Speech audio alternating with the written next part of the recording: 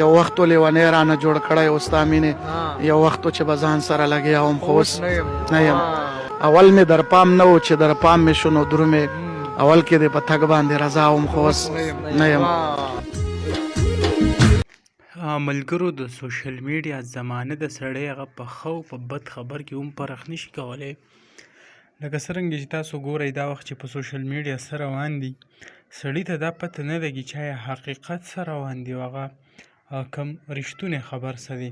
لکه دا وخت تاسو که وګورئ د رشید خان کم واده چې دی په سوشل میډیا د لیلا خان کم تصویران ویډیو چې هغه ښودلی کېږي نو خلک دا یقین نه کوي چې آیا رشید خان د بل چا سره واده کړلی. خو لکه خامخا به وایي چې آیا په سوشل میډیا چې څه ښودلی کېږي بس دغه چل شوی دی. نو دا وخت لکه تاسو په سکرین باندې کم تصویران ویډیو تاسو دې ته ګورئ مختلف خلکو ولا قسمه قسمه رنګ ورکړلی.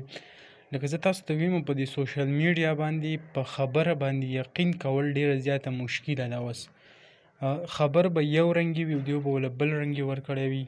لکه اوس دې کې کوم هوټل څه چې ښودلی کېږي نو دا څه پاټونه هغې کې صحیح دي خو څه چې کوم دی هغه خلکو داسې غلط راغستي دي چې هغه یقین نه دي کول پکار. بل دا تاسو دا کم دا وخت دا نور کم ویډیوګانې کتی شي نو زه تاسو ټولو ته صرف په دې ویډیو کې دا وایم چې لکه د سوشل میډیا کم خبر یا څه راځي په هغې باندې داسې په اسانه سره اعتبار مه کوئ ځکه خبر 50% دروغ کېدلی شي.